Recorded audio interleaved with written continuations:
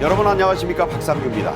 미국 국방부의 기밀 문서를 대량으로 유출해 온라인 게임 채팅방에 퍼뜨린 21살의 미 주방위군 일병이 전격 체포됐습니다. 미국이 한국 등 동맹국들을 도감청했다는 의혹도 완전히 새로운 국면으로 접어들게 됐습니다.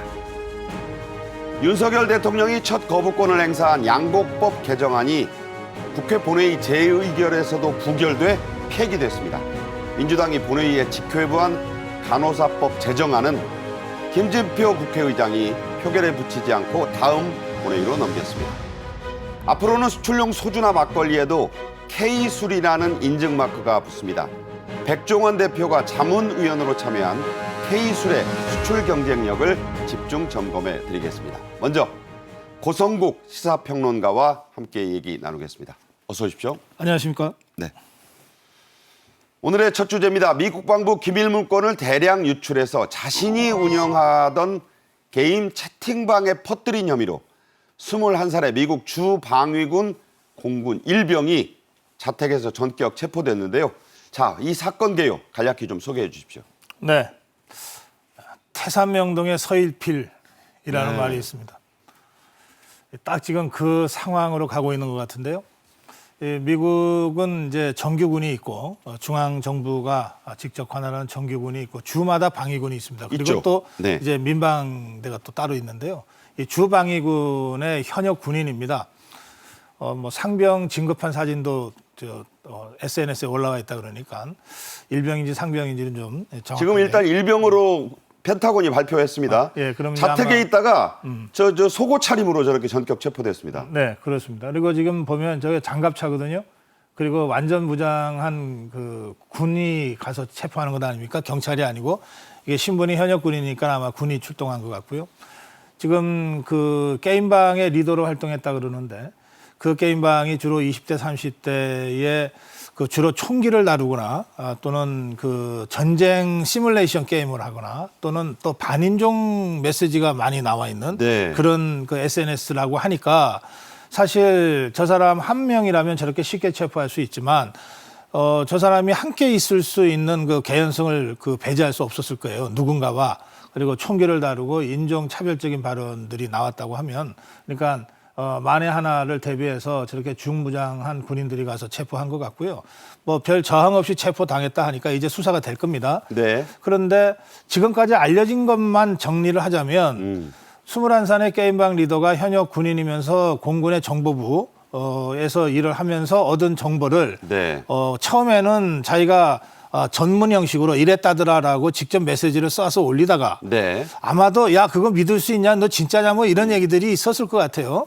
그러니까 나 진짜야 하면서 사진 자료를 올리기 시작해서 이제 지금과 같은 사태로 일파만파 번진 건데요. 네네. 이것이 지금까지 알려진 사실이고 이것만 보면 정말 전 세계가 미국 정부가 전 세계 우방 국가들 포함해서 전 세계를 상대로 도청 감청했다고 하는 사건이었는데 실제로는 21살짜리 이 소영웅주의에 빠진 이 게임방 리더 하나가 저렇게 그 황당한 사건을 저지른 이런 사건으로 지금 되는 것이니까 그야말로 태산명동의 서일필격입니다. 네.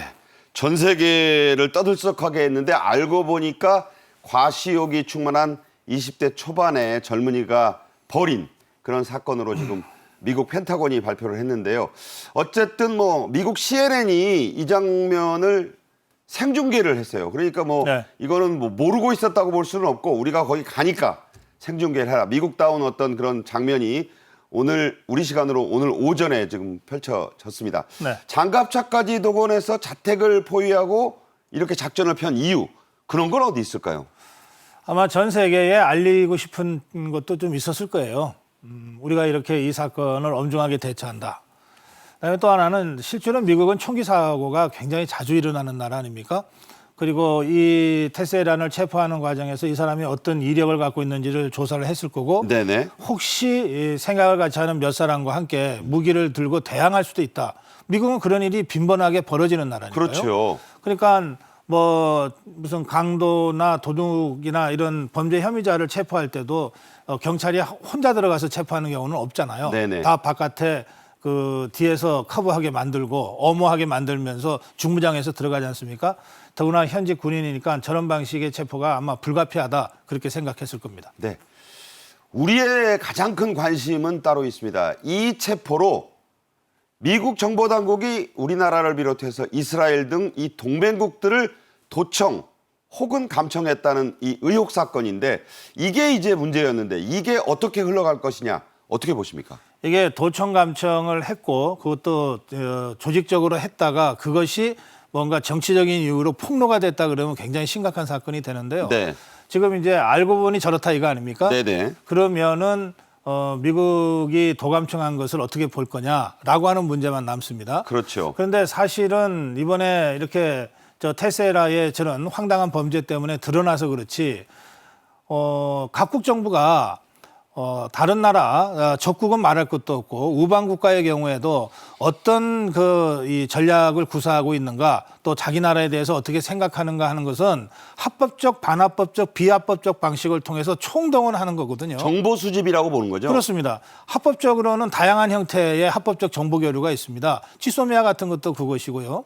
또 우리가 한미 간의 한라인을 통해서 또 한미 대사관, 한국 대사관에서 그렇게 정보를 합법적으로 공유하고 수집도 합니다. 네. 반합법적인 방식도 있습니다. 뭐 제가 이렇게 함부로 말씀드리기 좀 그렇습니다만 외교 그 공간에 그러니까 대사관이죠. 군인들이 현역 군인들이 늘 나가 있잖아요. 무관들요? 예, 무관들이 나가 있잖아요. 네. 그 사람들이 하는 일 중에 하나가 정보 수집일 겁니다. 주재국에. 예, 그렇습니다. 예. 그다음에 이제 우리가 흔히 그 007 영화 같은 데서 보는 이제 도청 감청을 통한 이제 비밀리에 하는 사실은 불법이지만 어쩔 수 없이 할 수밖에 없는 그런 정보 수집 네, 방식이 네. 있고 우리가 북한 정보를 분석할 때도 보면 휴민트라고 하는 말을 가끔 쓰잖아요. 사람을 통한 어떤 예. 정보 수집 그러면 활동이죠. 그 휴민트가 북한 입장에서 볼 때 합법적인 활동이겠습니까? 들키면 즉각 사형당하는 그런 불법 행동들이거든요. 그렇죠. 그러나 우리는 국가안보 차원에서 안 할 수가 없어요.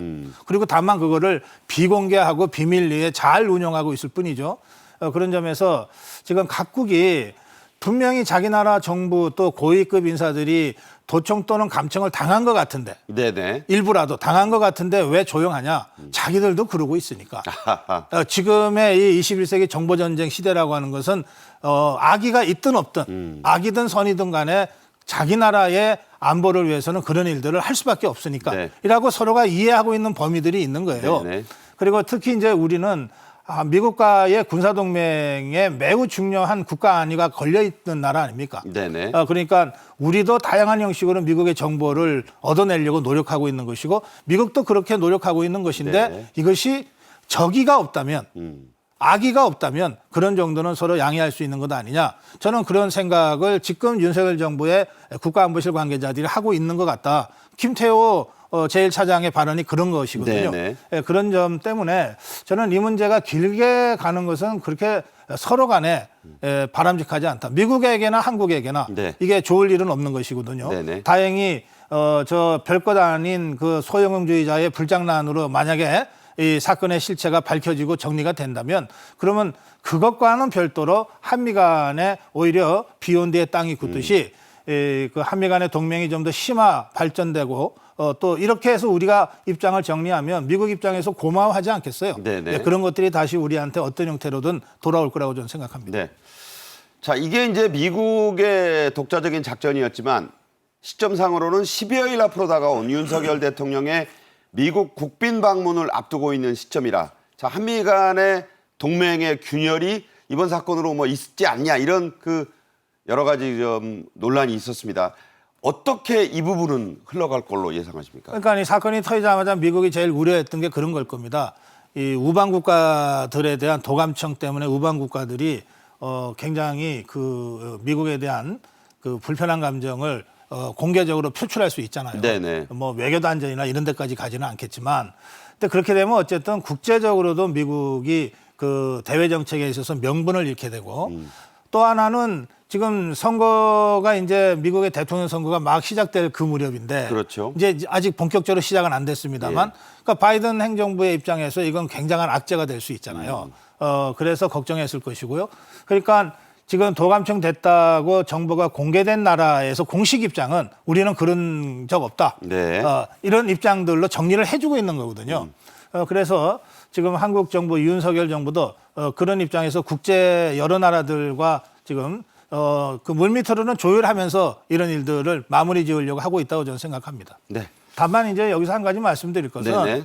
이 문제는 이 문제로 끝냈으면 좋겠는데 야권 일각입니다만 이게 대통령실 이전이 졸속으로 되는 바람에 도감청 됐다고 하는 문제 제기를 지금 국내에서 하고 있거든요. 그렇죠.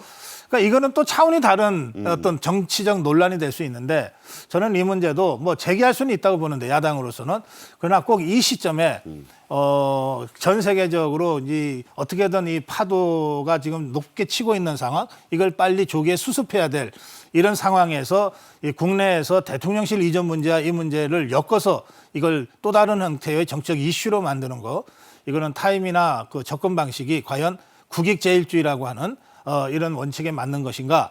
저는 문제를 제기하는 분들도 다시 한번 좀 돌아볼 필요가 있다고 생각합니다. 네. 이에 앞서서 박진우 외교부 장관도 이 사안에 대한 입장을 이렇게 밝혔습니다. 직접 들어보겠습니다. 미국은 이 문제를 심각성을 가지고 보고 있고 우리 정부와 긴밀하게 소통을 하면서 전적으로 협력해 나가겠다는 그러한 의사를 전해왔습니다. 사실 확인이 이루어지고 또 한미 간의 그러한 결과가 공유가 되면 저희가 필요하다고 판단되는 경우에는 그 미측에 합당한 조치를 요구할 계획입니다. 네, 대등한 입장으로서 논의 못할 게 없다. 어떻게 해석해야 할까요? 그러니까 공개적으로 할지 안 할지는 이제 여러 가지를 감안해서 결정하겠지만 저도 대한민국 정부가 미국 정부에게 윤석열 대통령이 바이든 대통령한테 그거 도대체 어떻게 된 일이요? 어디가 문제가 있었습니까? 네. 이런 식으로 해서 진짜 궁금한 걸 물어볼 수 있고 또 그 부분에 대해서 미국이 아주 솔직하게 답변해 줄 거다. 그리고 그 과정에서 앞으로 같이 해나갈 일이 있으면은 당당하게 파트너십을 가지고 해나갈 수 있다. 네네. 이런 얘기거든요. 예, 그런 차원에서는 지금 사태에 대한 우리 정부의 공식적인 그런 입장을 표명한 스탠스라고 저는 생각합니다. 네. 체포된 잭 테세이라 총기 애호가로 알려져 있고요. 매사추세츠 주방위군의 정보부에서 군사기밀을 다루는 보안시설에서 일한다. 자, 이 점은 뭐 어리다고만 여길 그런 부분은 또 아닌 것 같아요. 뭐 당연하죠. 뭐 21살이면 뭐 법적으로도 성인일 뿐만 아니라 하고 있는 일이 그렇고 그다음에 또 뭐 개인방이니까 애들이 노는 거라고 생각할지 모르지만 지금 이 SNS 시대 개인방은 그런 게 아닙니다. 그렇죠. 개인방이라고 불리기보다는 어떤 면에서는 그 분야 무기라든지 이런 쪽에 매니아들이 모여 있는 SNS 커뮤니티라고 봐야 되거든요. 그렇죠. 그것을 이끌고 있는 사람이기 때문에 네. 아마도 상당한 그 권위를 표현하고 싶어 했을 거예요. 그러니까 야 이건 이런 거야 저건 저런 거야. 전문가 연한다. 그렇죠. 네. 그런데 더구나 자기 직업이 그런 거 아닙니까? 네네. 정보 파트에서 일하고. 그런데 거기에는 분명히 한두 사람이라도 아이 그거 아니지 않아? 뭐 이렇게 문제 제기할 사람이 있을 거고. 그렇죠. 그럴 경우에 이걸 과시하고 자기 말이 맞다고 하는 것을 입증하기 위해서 정보를 중요한, 유출할 수 네. 있는데 이때 유출이 그야말로 원본 그대로냐 아니면 자기 주장을 뒷받침하는 식으로 약간 수정하거나 각색된 각색하거나 거냐? 네네. 뭐 이런 것이냐 아마 후자의 가능성이 많다고 보는 거거든요. 네네. 이게 목적 자체가 군사 스파이였다면 각색하거나 수정하면 안 되죠. 원본이 중요한데 지금 용도 자체가 그런 게 아니지 않습니까? 네네. 그렇기 때문에 여러 군데에 있어서 각색과 수정이 있었고 그건 실제 벌어진 일과 유출된 기밀사의 어느 부분이 차이가 있는지를 확인할 수 있는 정부 입장에서는 이게 확인이 가능하거든요. 네네. 그래서 한미 양국이 각색됐다고 하는 부분에 있어서도 의견 일치가 있었다. 이런 설명이 가능한 겁니다. 네. 이 오지라는 닉네임으로 불리던 잭 테세이라 작년부터 회원들에게 미국 정부가 일반인들에게 숨기고 있는 비밀을 나는 알고 있다. 지금 뭐 고 박사님도 말씀하셨습니다. 이런 그 주장을 했고 직접 메시지를 작성해서 올리기도 했다. 자, 여기서 심각한 게요. 서그 쉐이커 센트럴이라고 하는 그 이 모임의 회원 중에는 러시아나 우크라이나 또 구 소련 연방 출신도 있다. 상당히 이런 부분은 본인도 예상 못했을 거 아니에요. 아마도 그 커뮤니티에 러시아 쪽도 있고 우크라이나 쪽도 있으면 누가 이길 거냐 뭐 이런 논쟁이 붙었을 수가 있어요. 네. 그러면 아무래도 이 테세라가 접할 수 있는 정보 중에 러시아 우크라이나 전쟁 관련된 이런저런 정보 또 그 전쟁과 관련된 여러 유관 국가들의 그 지원 내역이나 이런 거 갖고 논쟁이 벌어졌을 수가 있잖아요. 네네. 그러니까 이제 지금 우리 정부의 고위급 인사들의 대화가 유출된 것도 바로 그 부분이거든요. 네. 우크라이나에 지원할 무슨 포탄을 어떻게 할 거냐 말 그러니까요. 거냐.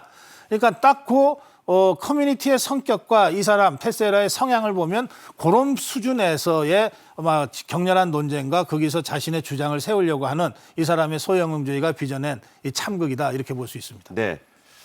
한편 미 백악관 안보실 당국자는 정보 수집은 국가 안보를 위한 활동이며 앞으로도 계속될 것이다 이렇게 밝혔습니다. 동맹국들에게 이 점을 최선을 다해서 설명을 하고 있다. 이런 입장도 다시 강조했는데 미국 정부의 일관된 입장인 것 같아요. 그렇습니다. 이거 한 10년 전에 스노든 사건 이후에도 미국 정부의 방침은 그랬거든요. 네네. 그리고 그거는 지금 우리가 생각해도 입장이 좀 다른 우리가 생각해도 너무나 당연한 교과서적인 얘기 아닙니까? 이런 일이 벌어진다고 해서 그러면 우리는 그런 정보 수집 지금까지 안 해온 것도 아닌데 네네. 앞으로 그럼 안 할 겁니까? 우리도 하고 미국 정부도 하는 겁니다. 네.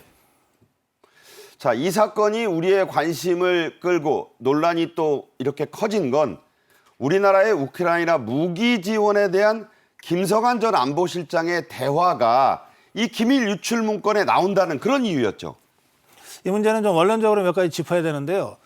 윤석열 정부는 공식적으로 지난 1년간 그 우크라이나 전쟁이 발생한 이후에 우크라이나로부터 여러 차례 직접 지원을 요청받았어요.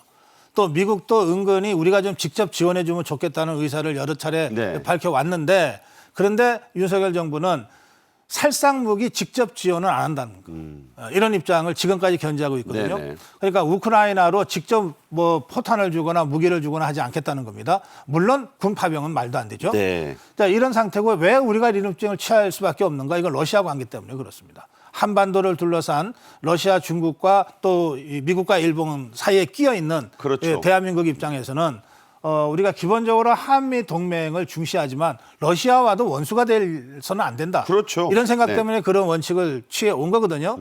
그래서 최근에 정부가 발표했어요.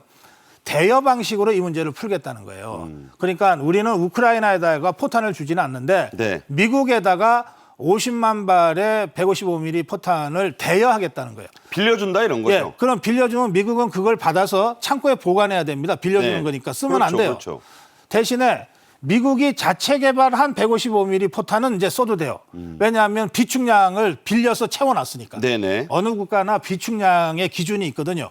그러니까 미국은 우리로부터 대여해서 창고에 채워놓고 자기들 비축용으로 쌓아놓은 것을 우크라이나에다가 쓰든 말든 그건 미국의 선택입니다. 그러니까요. 그리고 우리는 미국에 빌려줬을 뿐이죠. 우크라이나에 준 건 아니란 말이에요. 이런 방식으로 어떻게 보면 좀 뭐 눈 가리고 아웅하는 것처럼 보이지만 네. 외교는 이렇게라도 해서 명분을 세워서 그렇죠. 국가 이익을 추구해 가는 거거든요. 그러니까 그런 점에서 저는 이게 묘수라고 생각하는데 이 문제와 관련돼서 누출된 문건에는 숫자도 틀리고 방식도 다르잖아요. 그러니까요. 그래서 아마 지그들 마음대로 자기들 편리한 대로 수정하거나 각색했을 것이다. 이렇게 보는 거죠. 네. 한편 윤석열 대통령의 미국 국빈 방문을 사전 조율하기 위해 지금 미국을 방문해 있는 김태호 국가안보실 1차장도 미 정보기관의 도청 의혹에 대해서는 이렇게 말했습니다. 현재 이 문제는 많은 부분 제3자가 개입이 돼 있기 때문에 동맹국인 미국이 우리에게 어떤 악의를 가지고 했다는 정황은 지금 발견되지 않고 있습니다. 네. 특파원들에게 한 얘기입니다. 악의를 갖고 하지는 않았다. 이 부분이 핵심인 것 같아요. 네, 그 악의가 있었는지 없었는지는 유출된 정보 그리고 미국에 대한 직접적 확인을 통해서 최종적으로 확인을 해야 되겠습니다만 국가안보실 1차장이라면 적어도 이 사건 관련된 핵심 내용은 이미 미국과 사전에 의견 조율하고 교환했을 가능성이 그렇죠. 많은 자리거든요. 그래서 김태호 차장의 입장에서 볼 때는 악의적인 도청 감청은 아닌 것 같다. 이렇게 판단하는 거니까 더구나 제3자가 개입했다. 저 발언이 나온 게 이틀 전이거든요. 그리고 나서 이틀 후에 이 테세이라라는 사람이 이제 범인으로 밝혀진 거 아닙니까? 그러니까요. 그렇다면 김태호 1차장이 사전에 상당히 그 중요한 정보를 미국 측으로부터 받아서 저런 메시지를 낸 거다. 이렇게 우리가 추정할 수 있는 겁니다. 네. 정부는 일단 이 문제를 여기서 매듭 짓는 쪽에 집중할 것 같고요. 미국 국빈 방문에 집중을 하겠다. 그리고 미국의 공식적인 사과는 요구하지 않을 것이다. 이런 쪽으로 가는 것 같은데 어떻게 보십니까? 지금 우리한테 중요한 거는 진짜 윤석열 대통령의 국빈 방문입니다. 이것은 상징적으로도 그렇고 지금 우리가 처해 있는 안보 상황이나 경제 상황을 보더라도 이번 국빈 방문에서 우리가 얻어내야 될 것들, 약속을 확실하게 받아내야 될 것들이 굉장히 많잖아요. 네. 그러니까 저는 외교라고 하는 건 그야말로 국익제일주의니까 이번에 정말 갑자기 터진 이 사건은 외교 레버리지라는 측면에서 보면 우리한테 불리할 게 없습니다. 네. 지금 미국이 엄청 미안해하고 겸연쩍게하고 좀 그런 입장이죠. 사과해야 될 판이거든요. 네네. 그러니까 그런 것들을 우리가 적절하게 덮어주면서 실익을 얻어내면 되는 겁니다. 네네. 그 점에서 윤석열 대통령 국빈 방문에 대통령실이 집중해야 되는 것은 맞고 네. 지금까지 나름의 시나리오를 여러 개 갖고 있었을 텐데 좀 더 우리가 주도적이고 유리한 입장에서 이 문제를 풀어갈 수 있는 여지가 생겼다. 저는 그렇게 생각합니다. 네. 다음 주제로 가겠습니다. 윤석열 대통령이 제의 요구권, 통칭 이 거부권이라고 합니다마는 그것을 처음으로 행사한 양곡관리법 개정안이 13일 어제 다시 국회 본회의 표결에 붙여졌지만 결국 부결됐습니다. 주제 영상으로 한번 만나보겠습니다. 제대로 된 토론 없이 국회에서 일방적으로 통과시켜 매우 유감스럽게 생각합니다.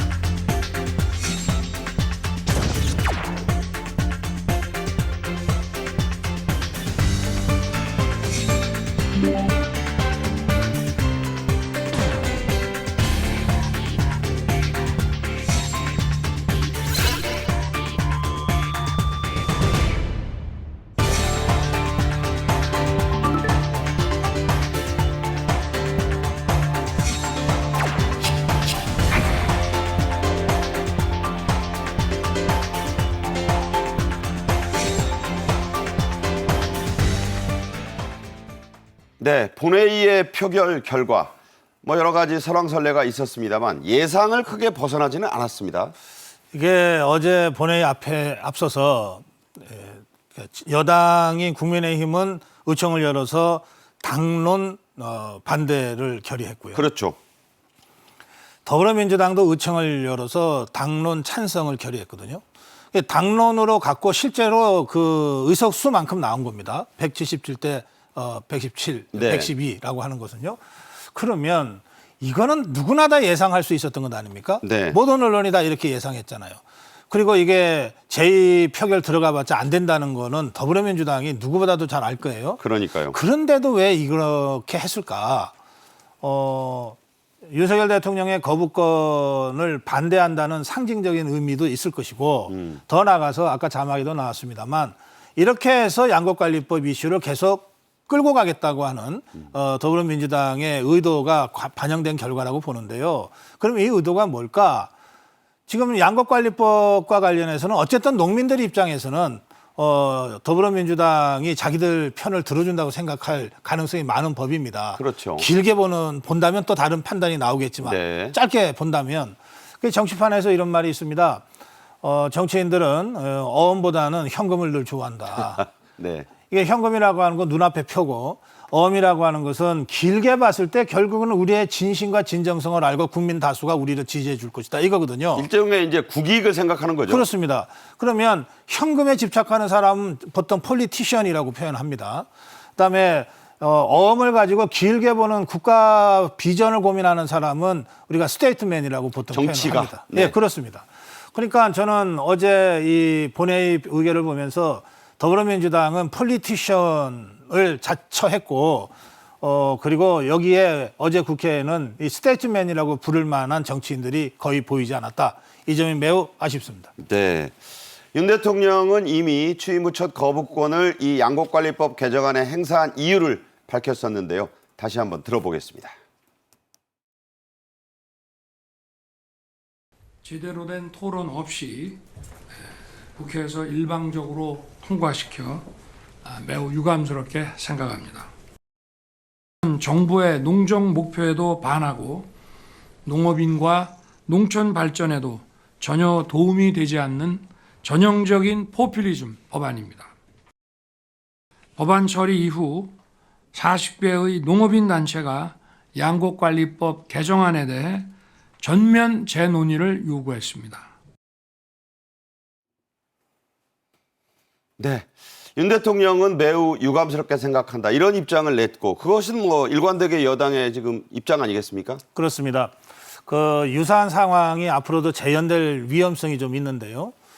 이것은 지금의 의석수가 굉장히 이례적이에요. 야당, 제1야당이 169석이나 갖고 있는 이 상황은 아마 헌정사상 처음 있는 일일 그렇죠. 겁니다. 네. 그리고 이제 1년 후 총선에서는 어떻게 될지 모르잖아요. 그러니까 더불어민주당으로서는 지금 갖고 있는 의석 거기에다가 정책 그 연대가 가능한 정의당 표까지 해서 175석 정도를 자기들이 안정적으로 갖고 있다고 생각하니까 할 수 있는 거를 최대한 다 하겠다는 것인데요. 네네. 이 경우에 윤석열 대통령 입장에서 국정을 바라볼 때 이거는 도저히 안 된다. 이거는 정말 선거나 표밖에 생각하지 않는 포퓰리스트 법안이다. 네. 라고 판단을 하게 되면 네. 방법이 다른 게 없습니다. 대통령 거부권이라고 하는 헌법적 권한을 행사하는 수밖에 없어요. 네네. 그러면 윤석열 대통령한테는 계속 정책 부담이 쌓일 수밖에 없잖아요. 어쨌든 입법부가 통과했는데 대통령이 계속 거부를 하니까 아무리 네. 합법적 권한 행사를 하더라도 정책 부담은 쌓는 거거든요. 이 경우에 윤석열 대통령에게 유일한 원군은 국민적 여론과 지지입니다. 네. 국민 다다수가 이 법은 잘못됐으니까 대통령 거부권이라도 행사해야 돼라고 하는 국민의 지지와 여론이 있을 때 윤석열 대통령의 정책 부담이 최소화되는 것이거든요. 그러니까 그걸 하기 위한 대국민 설득 작업 이런 것들이 윤석열 대통령과 윤석열 정부에는 더 중요해지고 있다. 그렇게 말씀드립니다. 민주당은 이 부결된 법안보다 더 강력한 뭐 표현이 좀 어떨지 모르겠습니다만 그런 내용의 양곡법 개정안을 곧바로 내놨습니다. 자, 뭐가 다르다고 볼 수 있나요? 이게 이제 양곡관리법이 이제 그 거부권 행사로 이제 폐기된 거죠. 폐기됐잖아요. 그 원래 법에 없던 내용들이 들어가 있습니다. 이를테면 이거예요. 쌀의 시장가가 목표 가격에 미치지 못하면 차액을 정부가 보전해 준다. 거의 그러니까는 정부가 쌀 가격을 보장해 준다는 거예요. 네. 또 농수산물 가격이 평년에 비해 5% 이상 오르지 않으면 비축용 농수산물 판매를 금지한다. 네. 이게 우리가 농수산물은 이게 시장 변동성이 크잖아요. 뭐 가뭄 일거나 냉해가 오거나 그럴 때를 대비해서 필수 농수산물에 대한 비축을 하거든요. 네네. 그리고 가격이 오르면 비축물을 푼단 말이에요. 네. 그런데 이거를 농수산물 가격이 평년에 비해 5% 이상 오르지 않으면 비축물을 풀지 않아야 된다라고 딱 금지를 하는 거예요. 그러니까요. 그러면 정부 입장에서는 유연하게 시장에 대처할 방법이 없어지잖아요. 그러니까 이런 요소들이 들어가 있는 새로운 양곡관리법을 더불어민주당 국회의원이 바로 발의를 했어요. 미리 준비했다가 발의한 거겠죠. 네. 그래서 이것은 대통령이 거부권을 행사한 기존의 양곡관리법보다도 더 정부 입장에서는 받아들이기 어려운 법이다. 이런 것이고요. 더불어민주당만 이런 안을 낸 것이 아니라 정부는 이 직불금 2조 5천억을 5조로 올리는 대책을 지금 내놓고 네네. 있습니다. 또 그런가 하면 최춘식 그 국민의힘 의원, 지금 더불어민주당에는 윤준병 의원이 이걸 발의했는데 국민의힘의 최춘식 의원은 정부의 재량권, 이 쌀 시장의 변동폭을 줄이기 위한 정부의 재량권을 더 강화하는 법안을 내놨어요. 네네. 이거는 기존 양곡관리법에 대한 보완적 입법이 되는 겁니다. 그래서 여야가 모두 보완 입법을 내놓고 있는 상태니까. 그러니까 이걸 가지고 다시 국회가 머리를 맞대고 수기할 필요는 있습니다. 네. 한편 양곡법에 이어 민주당은 간호법 제정안도 본회의 표결에 붙이려고 했지만 김진표 의장은 여당이 중재안을 냈으니 좀 더 협의해라 하면서 다음 본회의로 미뤘습니다. 자, 왜 이런 논란이 자꾸 생깁니까? 이 중재의 내용은 두 가지인데요. 국민의힘의 박대출 정책위의장이 그 간호사나 의사협회 같은 의료직역 13개 단체 대표들과 당과 그다음에 정부의 그 보건복지부의 전문가들, 책임자들과 함께 이 중재안 협의를 하다가 결렬이 됐어요. 1차. 근데 박대출 위원장이 낸 중재안의 핵심은 두 개인데 첫째는 간호사법에 나오는 의료기관과 지역사회라는 부분이 나옵니다. 네네. 지금 의료법에는 의료기관에서 의사의 그 보조를 한다 이렇게 돼 있는데 의료기관과 지역사회라고 해버리니까 예컨대 요양시설 같은 데는 의사가 없이 간호사가 단독으로 의료 진료를 할 수도 있게끔 길을 터주는 것 아니냐. 네네. 이래서 의사나 다른 의사 직역에서 의료 직역에서 반대하는 것이거든요. 예. 그 지역사회를 이제 삭제하고 그다음에 간호조무사가 있습니다. 간호사를 도와주는 조무사. 그렇죠. 이 경우에 간호사법에는 간호조무사는 고졸 이하로 한다 이렇게 상한을 정해놨어요. 그러니까요. 그러면 대학 나오고서도 간호조무사 일 하고 싶은 사람이 있잖아요. 있을 수 있죠. 이분들은 법 때문에 원천적으로 직업 선택의 자유를 제한받는 위헌적 요소가 있다는 거예요. 그래서 이것을 다시 동상의 법은 다 이걸 상한을 정하는 게 아니라 하한을 정하거든요. 이를테면 고졸 이상이면 할 수 있다. 대졸 네. 이상이면 할 수 있다. 무슨 자격증이면 할 수 있다. 네. 이렇게 하한을 정해놓으면 그 이외의 모든 사람들은 다 할 수 있다는 건데 그래서 이런 이 상한을 정한 이 조무 노무사와 관련된 입법을 하한 다른 방법과 다른 법률과 똑같은 기준으로 하한으로 바꾸는 이것을 중재안으로 내놨어요. 그런데 1차 중재회의 때 간호사 단체에서 격렬하게 반대하면서 자리를 박차고 일어나서 지금 네. 결렬이 됐는데 그러니까요. 2차, 3차가 있습니다. 김진표 의장이 이 법을 통과한다면 27일 본회의에 통과할 거니까 2주 정도 남아 있습니다. 이거 계속 자기 고집만 부릴 일이 아니고 의료 직역의 13개 직역이 머리를 맞대야 되는 것이니까 네. 저는 중재 노력이 좀 성과를 거두기를 바랍니다. 네. 자, 문제는요. 이후로도 여야가 날카롭게 대립하고 있는 법안들이 줄줄이 있습니다. 자, 이것이 과연 이 전국에 큰 걸림돌로 돼 있습니다. 지금 쟁점 법안들이 소개되고 있는데 방송법 개정안, 간호사법 제정안, 지금 얘기한 거죠. 노조법 개정안, 노란봉투법이라고 하는 것, 화물차 사업법 개정안. 자, 이게 앞으로 계속해서 거부권을 야권은 지금 행사하더라도 밀어붙이겠다는 입장인데 어떤 해법을 가져가야 된다고 보세요? 지금 저기 보면 크게 두 부분으로 나눠지는데 노조법 개정안과 화물차 사업법 개정안은 어쨌든 법사위에서 심의하는데 계류 중이에요. 네. 그런데 이제 법사위에서 이게 제대로 통과가 안 될 것 같으니까 더불어민주당 쪽에서는 법사위를 우회해서 바이패스해서 본회의 직회부를 자꾸 하고 있어요. 그게 간호사법 제정안과 방송법 개정안이거든요. 네네. 이렇게 되면 본회의장에서 전면적으로 격돌할 수밖에 없는데 그렇죠. 지금은 선진화법 때문에 집권당 입장에서도 몸으로 막아서기는 어렵지 않습니까? 그러니까 저렇게 되면 마지막으로 대통령 거부권에 기댈 수밖에 없는 상황이 된 겁니다. 이 악순환이 되는 거예요. 네. 그러니까 국회가 입법부의 역할을 제대로 하지 못한 결과 윤석열 대통령의 거부권 행사가 계속 될 수밖에 없는 이 악순환 고리를 누군가는 끊어줘야 되는데 어디서 끊어야 됩니까? 국회에서 끊어야죠. 그러니까 국회가 상임위 거쳐서 법사위 거쳐서 본회의로 가는 이 국회법의 절차를 제대로 준용하는 방식으로 이렇게 좀 정상화해야 된다. 그렇게 저는 말씀드립니다. 네. 오늘 긴 시간 말씀 잘 들었습니다. 오늘 나와주셔서 감사합니다. 고맙습니다.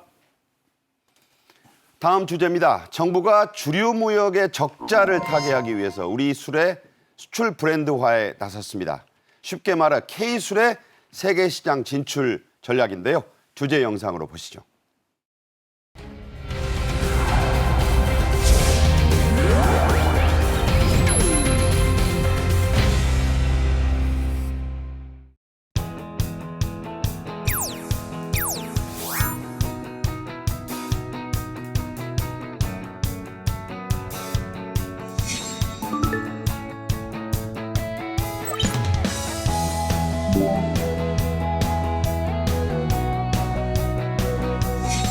이 옛날식의 느낌을 그대로 살리는 게 낫거든요. 근데 안에 이렇게 들여다보면 굉장히 현대적인 기술로 들어가야 되는.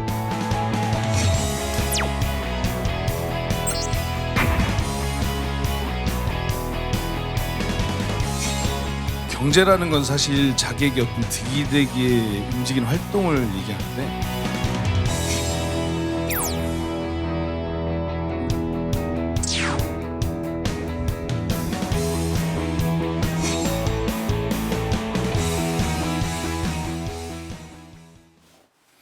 네, 원광대 법학전문대학원 교수인 최단비 변호사와 함께하겠습니다. 어서 오십시오. 안녕하세요. 네.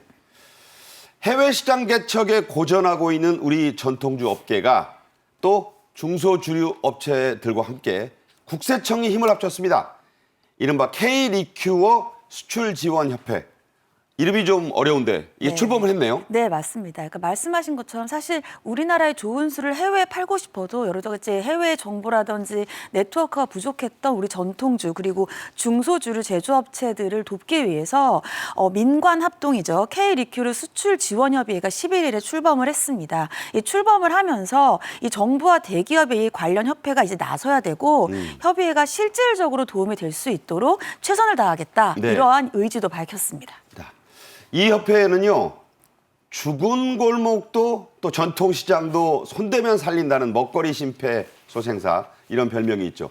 백종원 대표가 자문위원으로 합류를 했네요. 네, 맞습니다. 사실 이 백종원 대표 같은 경우는 뭐 골목 상권뿐만 아니라 지역 상권을 나서서 살리는 그러한 굉장히 대표적인 사람으로 이제 알려져 있는데 이번에는 K술입니다. 그래서 네. 백종원 대표뿐만 아니라 김창수 위스키 증류수 대표, 뭐 이화선 우리술 문화위원장 등의 자문단으로 주류업계 관계자들이 정말 총출동했다 이렇게 볼 수 있고요. 특히 백종원 대표는 이날 이 모임에서 지역 특산주와 장기 숙성주의 글로벌 경쟁을 하기 위해서는 세제, 세정 차원의 지원이 필요하다. 네. 또 그리고 지금 지역 특산주의 농산을 지원할 수 있는 기준이 너무 강하기 때문에 이것을 완화해야 된다와 같은 여러 가지 자문도 했습니다. 네. 다 죽어가던 충남 예산의 전통시장을 회생시킨 바 있는 백종원 대표의 마술이 시작되던 그 모습 다시 한번 돌아볼까요? 그때 언뜻 이제 우리 촉이라고 그러죠. 옛날 게 그대로 유지되고 있구나. 와 좋다. 나는 바로 와 좋다라는 생각이 딱 드는 거예요. 지금 느낌은 생각했던 거의 한 90%?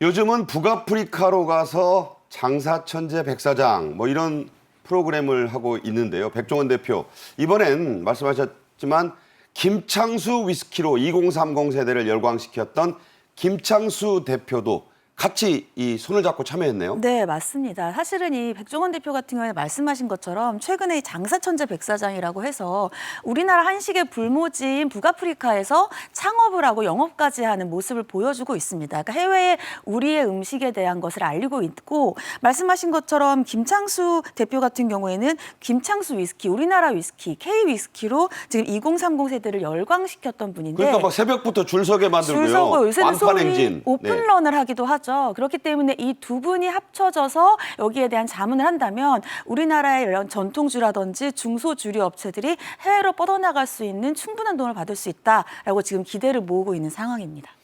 외국에서 뭐 특히 일본 같은 데서는 우리 소주 대인기였다 이런 소식이 얼마 전인 것 같았는데 우리 술의 무역 적자가 심화되고 있다. 참 안타깝고 심각한 상황인데 어떻습니까? 어떤가요? 네, 이게 왜냐하면 최근에 이 코로나를 거치면서 젊은 세대 같은 경우에는 집에서 혼자 술을 하는 홈술이라든지 홈술의 문화가 많이 발달을 했습니다. 홈술, 집에서 먹는 거요? 네, 그렇죠. 그러면서 아무래도 전통주보다는 위스키와 와인 등이 더욱더 소비가 많아졌어요. 그러면서 네. 수입이 폭증하게 되면서 우리나라 술의 무역 적자가 늘어나고 있는데 그 밑으로 지금 빨개지는 게 다 적자 아닙니까? 네, 그러니까 2019년도를 보셨을 때에는 6,248억 원이 적자였는데 이것이 지난해에는 무려 1조 3,240억 원. 그러니까 몇 년 새의 적자가 거의 2배 이상 는 겁니다. 그래서 이러한 적자를 메꾸기 위해서 이번에 K-리큐어 같은 이제 자문협체가 나선 것이고요. 여러 가지 것들에 대해서 문제를 지적을 하면서 이 문제를 해결해 나가자라는 내용들이 나왔습니다. 네. 이 아재술이라는 말, 뭐 저도 아재 중에 하나입니다만은 그게 이제 옛날 위스키는 뭐 도라지 위스키 시절부터 그 나이든 분들의 술이었는데 이게 이제 2030 젊은 층의 최애 술로 바뀐 그런 또 매직, 마술이 일어난 거는 왜 그랬습니까? 일단 이게 하이볼의 영향이 크다고 볼 수가 있을 것 같아요. 위스키하고 저 타서 먹는 거. 네, 그렇죠. 그러니까 이제 2030 세대가 예전에는 위스키라고 하면은 나이 많은 사람들, 즉 말씀하신 것처럼 소위 아재들이 먹는 술이라고 생각을 했는데 네. 최근에는 이 위스키에 대해서 와인과 똑같이 역사를 공부를 하고 문화를 공부하고 또 이 위스키를 만들어 먹는 방법들에 대해서 여러 가지 정보들을 공유하면서 아, 이렇게 만들어 먹으면 뭐 하이볼도 될 수 있고 뭐 이렇게 만들어 먹으면 어떻게 될 수 있고 하면서 칵테일을 만드는 또 그러한 그러니까 유행도 생긴 겁니다. 그러니까요. 그러면서 젊은이들 사이에서는 소위 일본의 위스키라든지 아니면 구하기 어려운 위스키들을 오픈런을 하면서까지도 사게 되는 이러한 유행이 생기면서 아무래도 우리나라 전통주가 조금은 이제 수입이, 그러니까 그 소비가 줄어들었다 이렇게 볼 수가 있겠습니다. 그러니까 이제 이 하이볼이라는 게 일본 위스키에다가 소다수 섞고 뭐 한 건데 그 공부도 하고 하면서 이제 우리 전통주가 타격을 받았다 이런 말씀인데 자, 이런 선풍을 주도한 김창수 위스키 증류소 대표가 자문단출법에 앞서 국세청 담당자들과도 만나서 의견을 나누는 모습이 있습니다. 그 모습을 한번 보시죠. 우리나라 이 경제력 수준에서 우리나라를 대표할 만한 술 하나 없는 이유가 바로 세금 때문입니다. 일본 같은 경우는 거의 이런 증류주 쪽, 뭐 위스키 같은 세금이 전 세계에서 가장 싼 나라입니다. 그럴 일 붙이는 건데 이제 오크통도 어떤 보면 용기로 분류되다 보니까 용기에도 이렇게 다 하나하나씩 붙여야 돼요. 네. 그래서 좀 약간 멋이 없죠. 다른 외국 가면 여기 딱 이렇게 로고 같은 거 딱 써놓고 이렇게 딱 멋이 너무 크기도 하고. 이런 것도 우리가 좀 이렇게 하나 저거 해주면 되겠다. 네, 국세청 과장과 김창수 대표가 얘기를 나누는데 이 김 대표가 국세청 과장에게 주세법 완화가 지금 시급하다 이런 제안을 하는 모습 들어보십니다. 실제로 우리나라 주류세 현실의 이 개편 얼마나 시급한 상황인가요? 네, 그러니까 지금 이 김창수 대표가 얘기하는 것이 우리나라 위스키가 해외에 수입되는 위스키와 이러한 경쟁이 어려운 이유가 바로 주세법 때문이다 이렇게 지적을 하고 있습니다.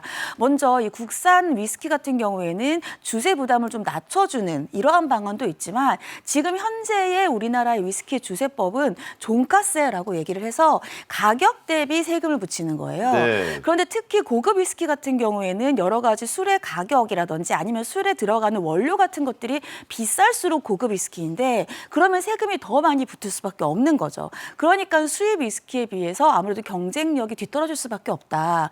그러니까 현재 있는 세금인 종가세가 아니라 종량세의 도입을 검토하는 것이 어떠냐 이러한 제안을 한 겁니다. 네. 자, 이 보고 들으신 대로 백종원, 김창수의 우리 술 수출 드림팀, 그러니까 K술 수출 드림팀이 출범한 셈이다. 이렇게 볼 수도 있는데요.